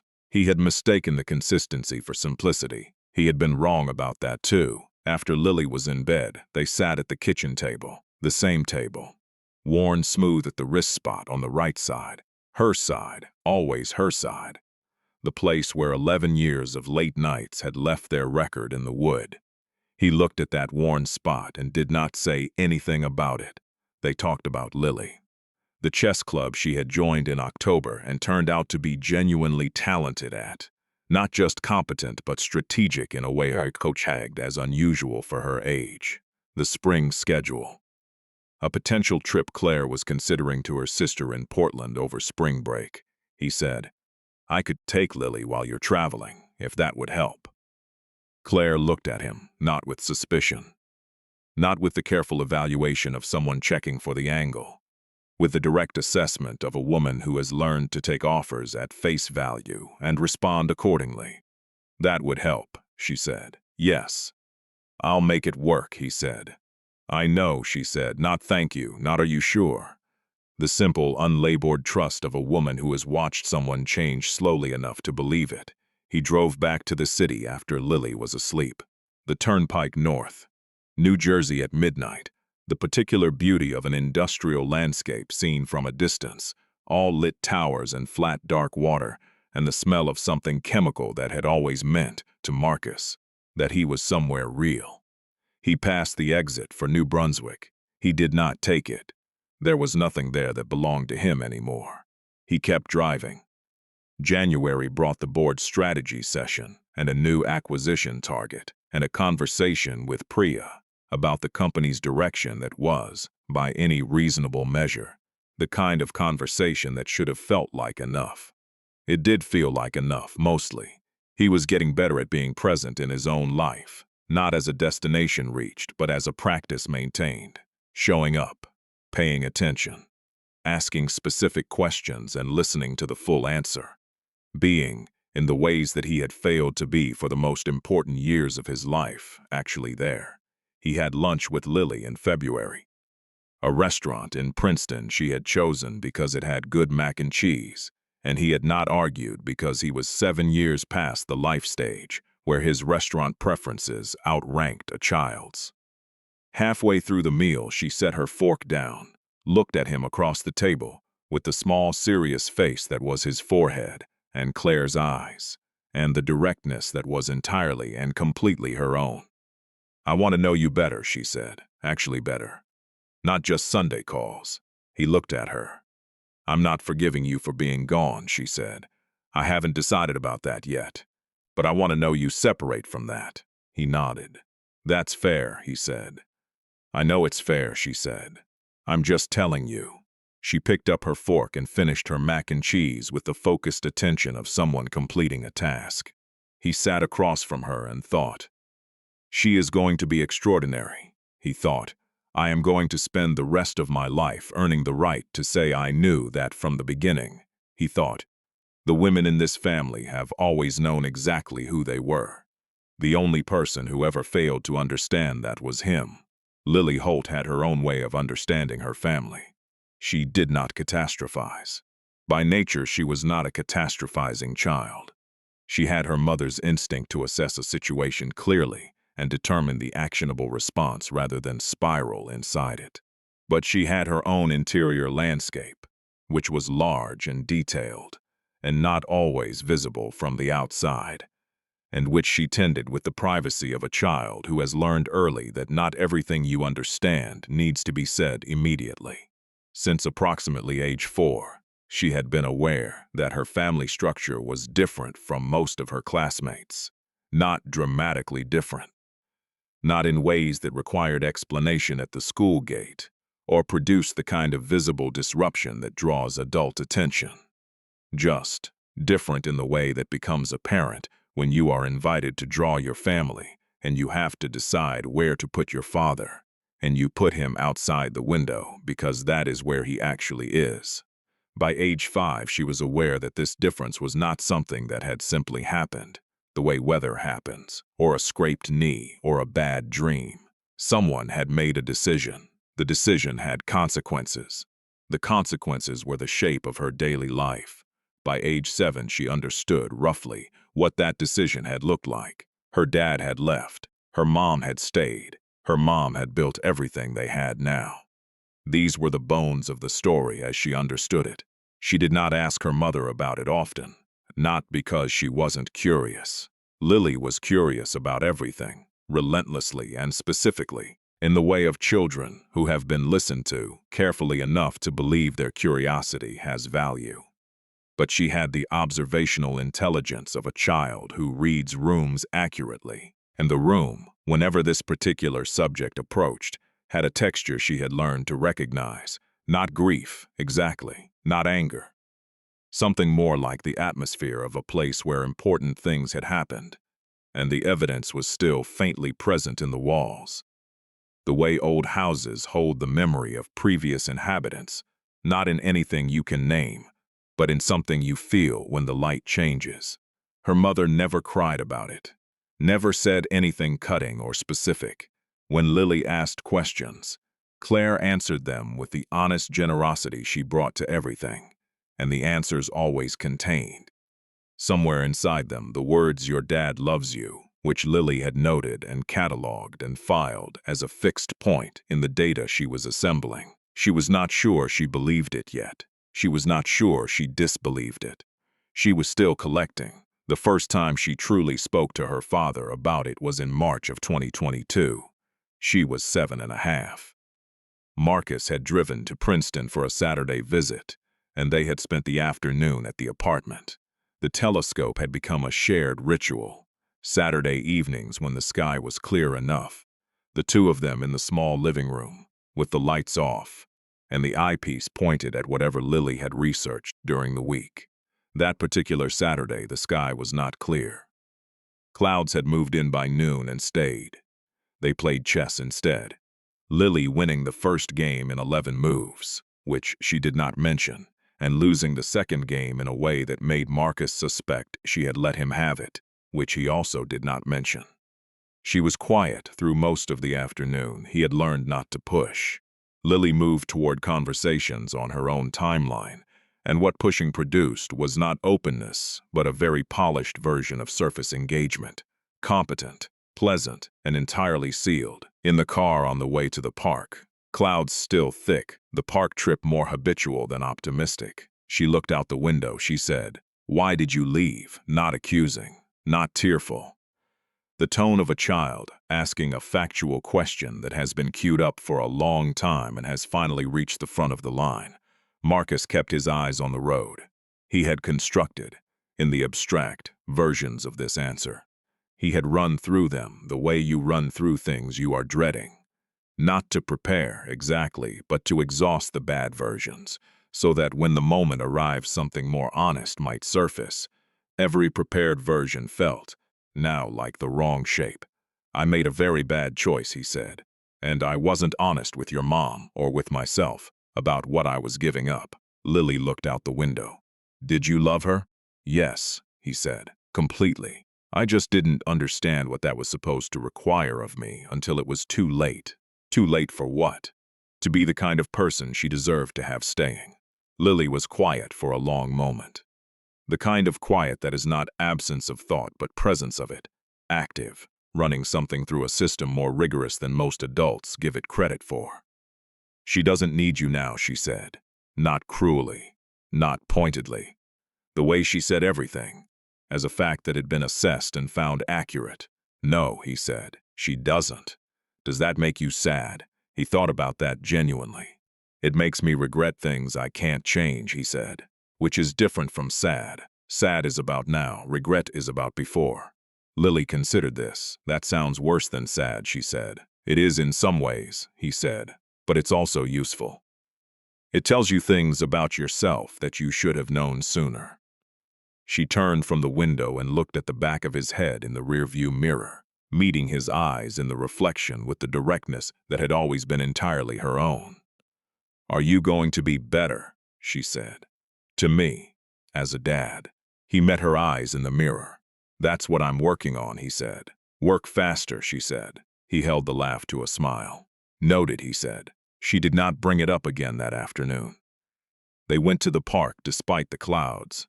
She climbed the structure with focused determination, declared the swings acceptable, and found a beetle near the base of a tree that she crouched beside for 4 minutes, taking what she called mental notes. Ice cream on the way back. She chose mint chocolate chip. He chose the same because she looked at him when she ordered, and he understood instinctively that this was a test of some kind. Small, informal, the kind children run without announcing them. He chose mint chocolate chip. She seemed satisfied. Claire was in the kitchen when they got back. The easy, organized dinner-in-progress version of herself that Marcus had seen during visits enough times now to recognize as simply how she functioned on Saturday evenings.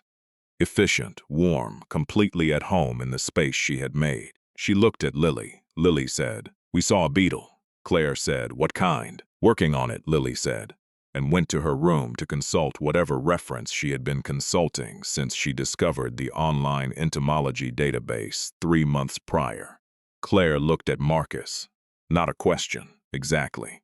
An opening, the kind that a woman offers when she has noticed something in her child and is giving the other parent the opportunity to account for it. "She asked me why I left," he said. Claire nodded. She turned back to the counter and continued what she was doing, the knife moving through vegetables with the efficiency that characterized everything she did. "What did you tell her?" she said. "The truth," he said. A version of it she could hold. Claire was quiet for a moment. "Good," she said, "just that. No elaboration, no performance of magnanimity. Good, a single word that carried, in its plainness, the complete assessment of a woman who had spent years hoping her daughter's father would find his way to being honest about what he had done, and who now received the confirmation of it with the calm of someone who has been patient long enough to stop being surprised by outcomes she worked toward. He said goodbye at the door. Lily came out of her room to wave, already holding the field guide she had retrieved, already partially back inside the question she was working on. "It was a ground beetle," she said. "Probably carabus. They're predatory." "Is that good?" he said. "For the ecosystem," she said. "Not for the things they eat." She went back to her room. He stood in the doorway for a moment. Claire was back at the counter. The kitchen window faced east. The evening light was going, the particular gray of a March day in New Jersey that has never quite committed to spring. And in its going, it hit the yellow curtains at an angle that made them briefly, softly gold. He saw it. He did not say anything. He drove back to the city with the window cracked and the radio off, and the specific feeling of a man who is slowly, imperfectly, belatedly becoming someone his daughter can respect. Not arrived, not forgiven, not finished, just moving in the right direction. Finally, at a pace that was honest rather than impressive. It was, he was learning, the only pace that held. The offer came in April of 2022. Claire was at her desk on a Tuesday morning, a detail she would notice later. The day of week symmetry landing quietly the way small coincidences do, when your life has trained you to notice patterns without being governed by them. When her phone rang with a number she recognized as belonging to Meredith Careers, a retained search firm that specialized in communications leadership placements, she let it go to voicemail. She was in the middle of something, at 12:30, during lunch, a sandwich at her desk, the whiteboard visible from where she sat, this week's intention written in the corner in blue marker. She listened to the message, generous. The recruiter's name was Jonah. Deliberate voice. Trained to land things clearly the first time so the person on the other end does not need to replay the message twice. He said, "We're conducting a search for global head of corporate communications at Apex Holdings in Chicago. The brief matches your profile closely, specifically your crisis background and the strategic messaging work you've led. I'd love to find 15 minutes." She finished her sandwich. Then she called Jonah back. Apex Holdings was a privately held investment firm in the middle of an institutional transformation. New leadership, new strategy. A communications function that had been mismanaged for 4 years by a succession of people who understood either the craft or the politics, but never both simultaneously. The role was not a senior manager position with a better title. It was a genuine rebuild, a VP equivalent seat at the executive table, direct reports, a budget, and the specific mandate of someone brought in not to maintain a function, but to construct one. From the process and the people up. From the message architecture down. The brief used a word that Claire had spent 11 years learning to be: calm. They wanted someone calm under pressure, calm in the room, calm when the institution wasn't, which, during a transformation of this scale, was most of the time. She read the full job description on a Thursday afternoon with her notebook open beside her. She wrote one word in the margin. Yes. Then, because she was Claire, she added, "If terms are right." The process took 6 weeks, 3 interview rounds. The first with the search firm, the second with Apex's incoming CEO and 2 board members. The third, a full-day visit to Chicago that included a case study presentation to the executive leadership team, and 2 hours of what was billed as informal conversation and was, in the practiced way of institutions that know what they want, nothing of the sort. She prepared for every stage the way she prepared for everything.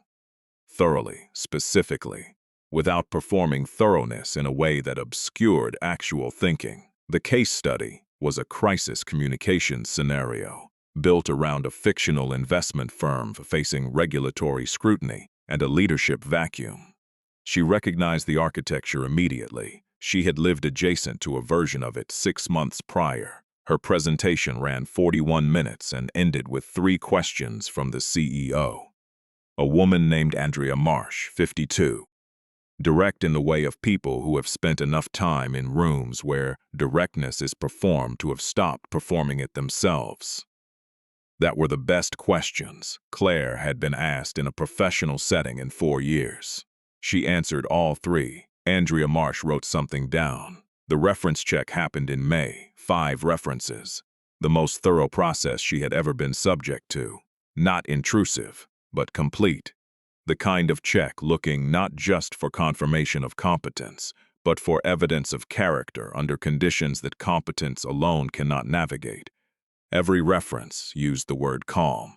She was told this afterward by Jonah, who mentioned it with the satisfaction of a recruiter who has matched something correctly and knows it. She thought of Vanguard's client testimonials, same word. Different years, different contexts. She had apparently been building a reputation on it without meaning to, which meant it was not a reputation at all, but simply a fact about who she was. Observed consistently enough by enough different people that it had become the thing they reached for first when asked to describe her. The offer came in writing in June at the kitchen table. The same one, worn smooth at the wrist spot, with her French press coffee, at 5:50 in the morning in the quiet before Lily woke. She read every line, then she sat with it for exactly as long as it deserved. She had built something real in New Jersey. Her team at Vanguard trusted her in the way that teams trust someone who has never once made their job harder for the sake of her own comfort. Princeton had been the geography of her rebuilding. The school district she had chosen for Lily, the apartment with the east-facing window. The Tuesday train to New York that she had never resented because the work at the end of it was worth the commute. All of it was real, and all of it had been built on her capacity, her instincts, her discipline, her particular quality of calm that had apparently become the word people used when asked to describe her at her best. That capacity was not located in New Jersey. It lived in her. It went where she went. She called her mother first. Her mother said, "Chicago," a pause. Then, "When do you start?" She called James Thorne second. James said, "I knew this was coming. I'm proud of you, and I'll be insufferable about it once I've had time to process the loss." She laughed. She was going. She told Lily on a Sunday evening in late June, after dinner during dishes. The ritual they had maintained since Lily was 5 because Lily had demanded a task and Claire had given her one and the habit had simply stayed. Claire, washing. Lily drying. "I've been offered a big job," Claire said. Lily dried a plate. "In New York?" "Chicago," another plate. Lily processed information the way she processed everything, without visible panic, running it through the internal system before producing a response. "We'd move?" "Yes." "When?" "September. If I accept, are you going to accept?" "I want to know how you feel first." Lily put the plate in the cabinet. She picked up a glass, dried it with the focused attention of someone completing a task while thinking about something else. "I'd miss Sal," she said. Claire looked at her.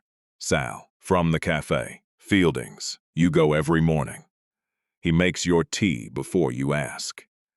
Claire looked at her daughter, this precise, serious, deeply observant child who noticed everything and stored it and produced it at the exact moment it was most relevant.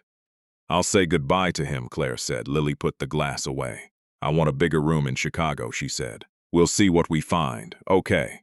And that was substantially all of it. No drama, no tears, no resistance beyond the ordinary and entirely reasonable request of a child who understood that change was coming and wanted one specific thing from it, a bigger room. Claire told Marcus on their next co-parenting call.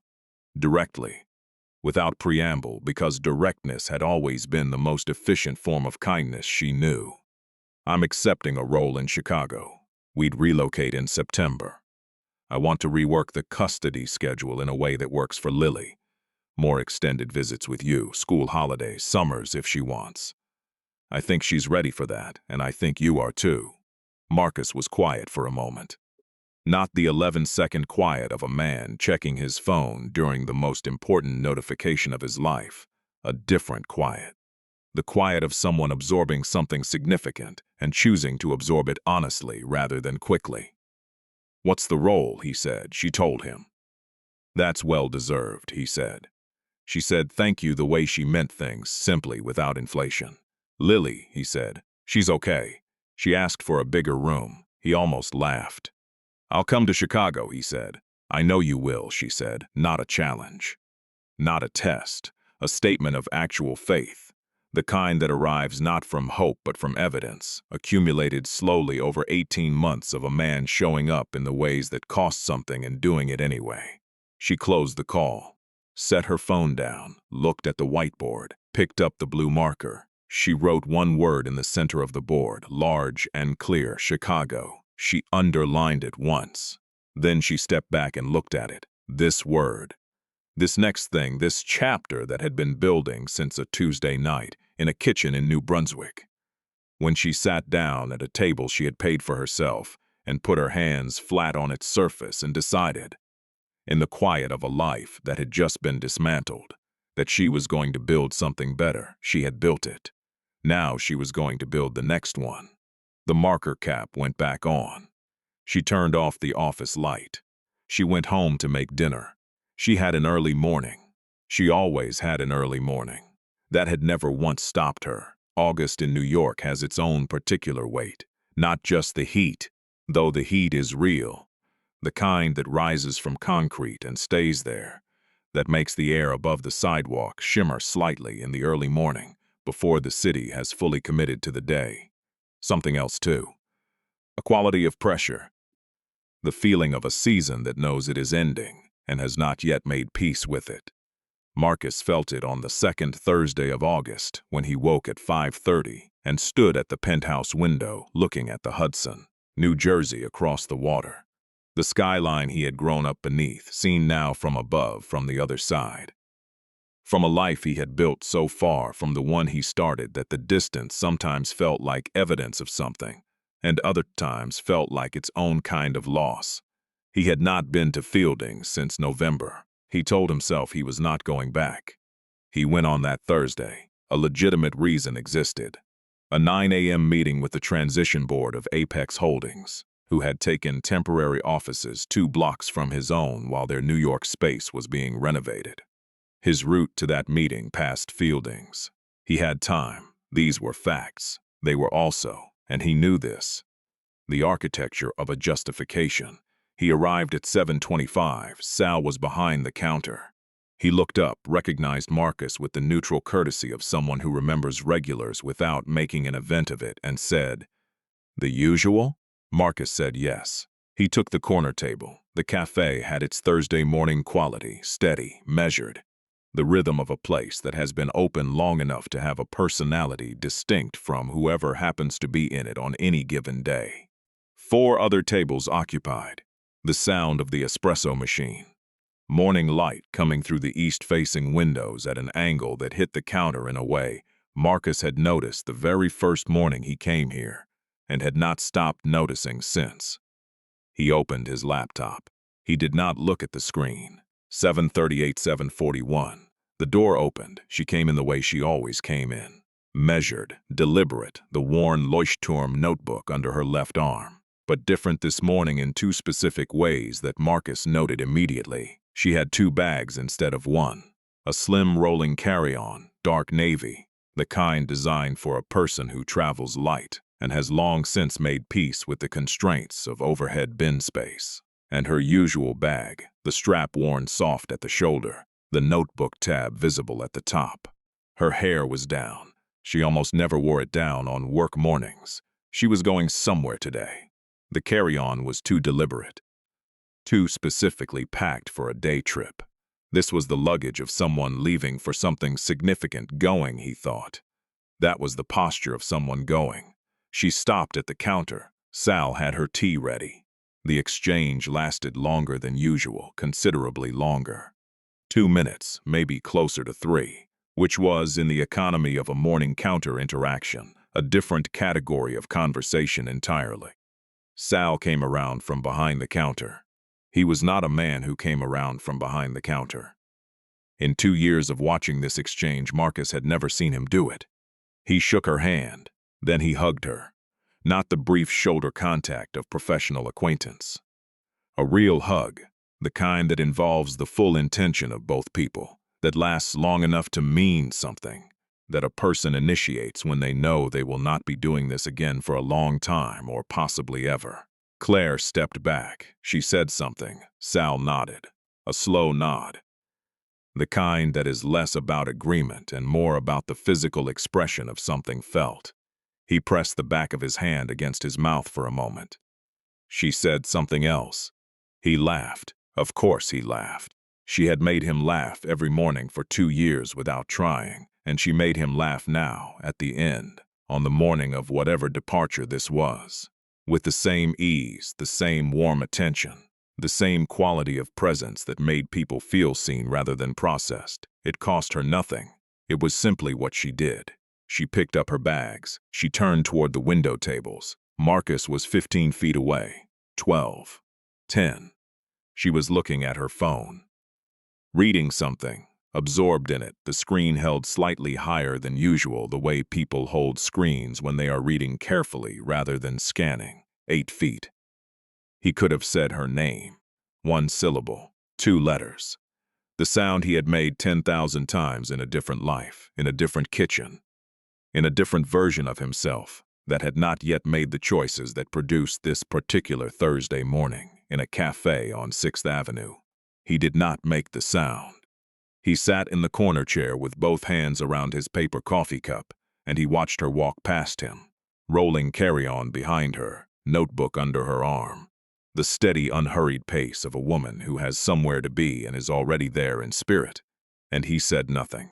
She did not look left. She took her usual table by the window. She set down the carry-on. She set down her bag. She opened the notebook. The last time, he understood, that she would open it at this table, in this cafe, 4 tables from his corner. And she began to write. She wrote for 14 minutes. He did not open his laptop. He watched her write in the notebook she had carried every morning for as long as he had known her. The tabs marking whatever it was she was always in the middle of thinking. The pen moving with the same economy she brought to everything. The handwriting he had never once seen clearly enough from his corner to read. He had spent 11 weeks in this cafe. He had never known what she was writing. He would never know. She closed the notebook. She finished the last of her tea. She gathered her things, the bag, the carry-on handle extending with a soft mechanical click, the notebook going under the left arm for the last time in this particular morning geography. She stood. She walked toward the door. She passed his table. 4 feet. 3. 2. She did not look left. The door opened. She went through it. Gon Marcus sat for 4 minutes after the door closed. The cafe continued around him. Sal back behind the counter. The espresso machine. The Thursday morning light. Entirely indifferent. Entire and complete and unconcerned with the fact that something had just ended in the corner table near the window without a single word being spoken by either of the 2 people it concerned. He looked down at his coffee cup. Cold, he had not taken a single sip. He thought about a diner on Route 1 at 11 p.m. on a Thursday with cheese fries between them and a ring that had cost him 4 months of dock wages and left exactly $214 to his name. He thought about yellow curtains made from sale fabric, moving in the draft from a window that leaked. He thought about a woman sitting with both hands flat on a kitchen table at midnight, staying very still, making a decision about what kind of person she was going to be on the other side of something that would have made a lesser person smaller. He thought about Lily drawing him outside a window. Looking in, he stood up. He put on his jacket. He picked up the cold coffee. He walked to the counter. Sal looked up. Marcus said, "She's leaving, isn't she?" It was not quite a question. Sal looked at him for a moment. The look of a man who has worked a counter long enough to understand that people reveal themselves in cafes in ways they would never reveal themselves anywhere else. "Chicago," Sal said. "Good job. Big one." Marcus nodded. He put the cold coffee on the counter. He said, "She came here every morning for 2 years." Sal said, "Every morning, never missed." Marcus was quiet for a moment. "She make you laugh every time," he said. Sal smiled. "The kind that arrives without being summoned every time," he said. Marcus picked up his jacket. He said, "She's worth it," Sal said. "I know." Marcus walked out of Fielding's into the August morning. Heat already rising from the concrete, the city in full Thursday stride. 8 million people moving through their lives with the purposeful indifference of people who have somewhere to be. He stood on the sidewalk, east on 6th Avenue, somewhere in the moving crowd. A woman with a rolling carry-on and a notebook under her arm was walking toward whatever came next. He did not try to follow the direction with his eyes. He turned north. He had a 9 a.m. meeting. He went to it. That night, Marcus came home to the penthouse at 8:15. He stood at the window for a while. The Hudson black below, New Jersey lit across the water. The same view he had looked at for 3 years from the same spot with the same quality of presence. That was not quite peace and not quite restlessness, but something that lived precisely between them. Tonight it felt different. Not resolved, not dramatic, just slightly lighter. The way a room feels after you have opened a window that has been closed too long and the air has begun to move. He went to the kitchen. He made eggs, the same eggs he made every night he cooked for himself, which was most nights now. Because his housekeeper had observed over 3 years that he ate simply and had stopped providing anything more complex than the basics. He had found somewhere in the past year that the making of a simple thing with his own hands was, in a way he could not fully articulate, grounding. He ate at the counter, not the table. The table was still in the configuration the decorator had arranged 4 years ago, centered, symmetrical, designed for a dinner party he had never thrown and no longer planned to. The counter was where he actually lived.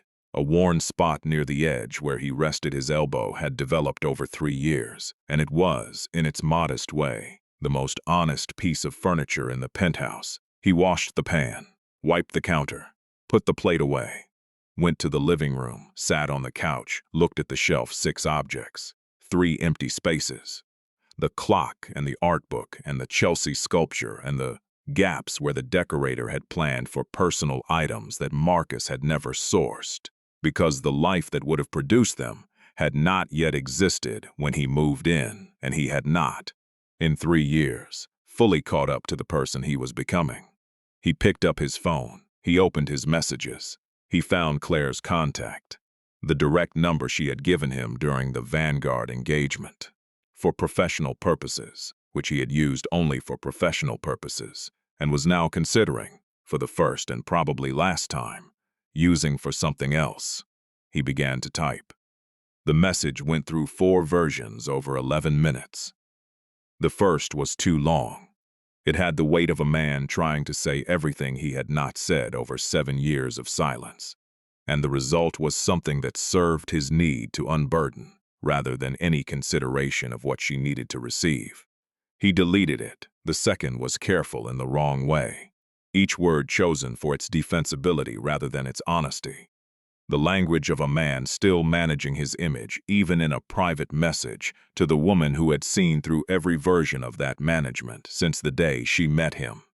He deleted it. The third was better but still wrong. It started with "I'm sorry" in a way that put his remorse at the center of a message that had no business being about him. He deleted it. The fourth said, "I saw you in Fielding's this morning. I didn't say anything because I didn't have the right to. I just wanted you to know. What you built is remarkable. Lily is remarkable. I understand now what I left behind and what it cost you to replace it with something better. I'm not asking for anything, I just wanted to say it once, plainly. Good luck in Chicago. He read it 3 times. He sat with it. The penthouse was quiet in the way it was always quiet. The specific silence of a space that had never been fully inhabited, that held sound differently than a home holds it, that echoed slightly, even when there was nothing to echo off.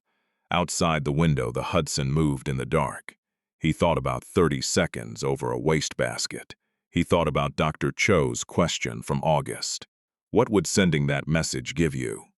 Closure, maybe. Woes. He sat with his phone and the unsent message, and the question that did not have a comfortable answer, and he understood, sitting there, that the message was for him. It had always been for him. The remorse was real. The recognition was real.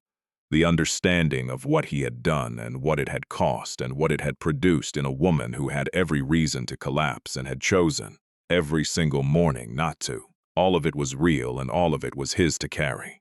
But carrying it toward her, delivering it in the form of a message she would have to receive and process and decide what to do with, on the eve of the most significant professional moment of her life, was not honesty. It was, in its quiet way, one more thing he was asking her to hold for him. She had held enough. He held the delete key. Every word disappeared. He set the phone face down on the cushion beside him.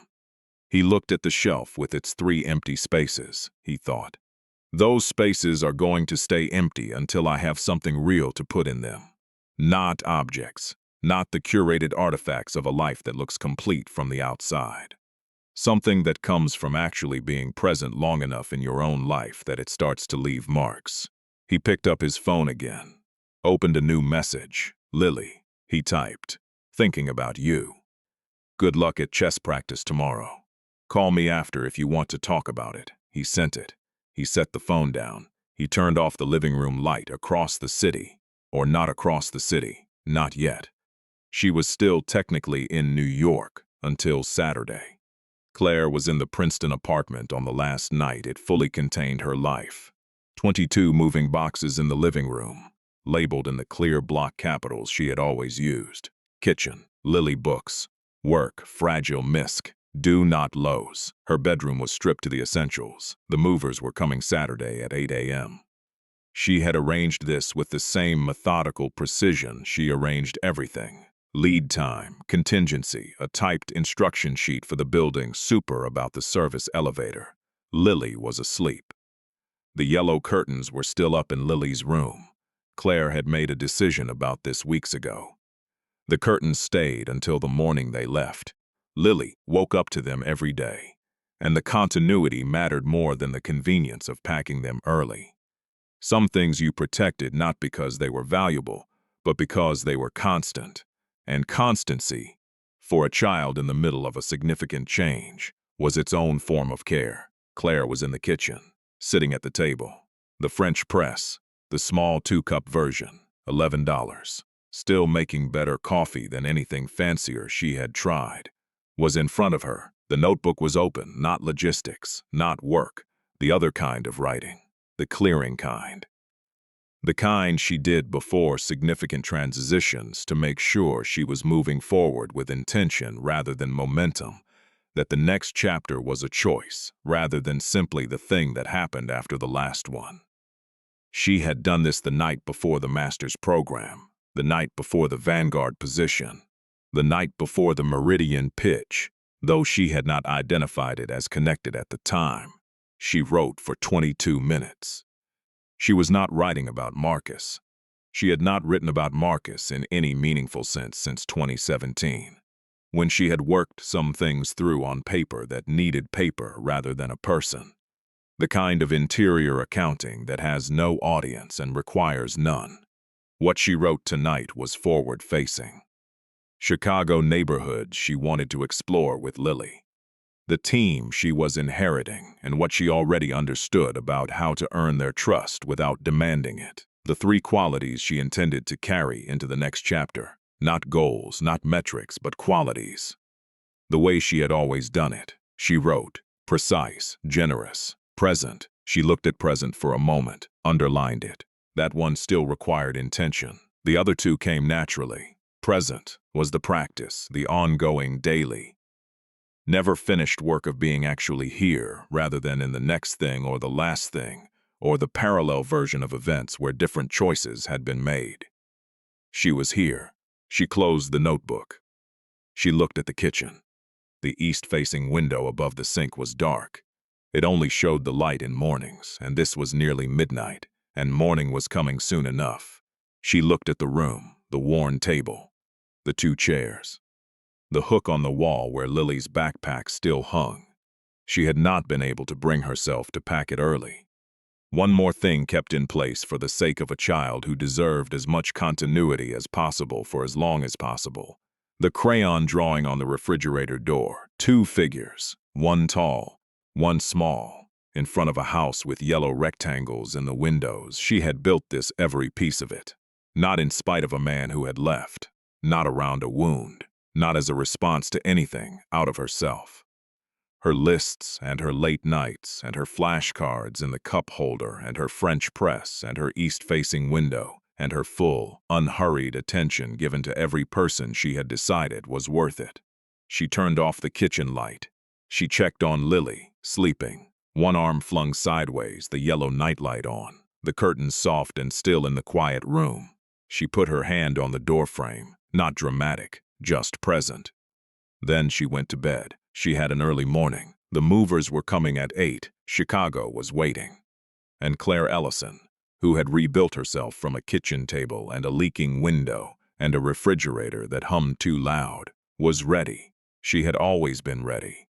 She just had to finish becoming it first. Some people wait in lobbies. Some wait in cafes. Some wait in the particular silence of a life they built for the wrong reasons, watching a woman who already finished waiting years ago. There is one thing this story never told you. What Claire wrote in that notebook. Watch the next video. It continues from here.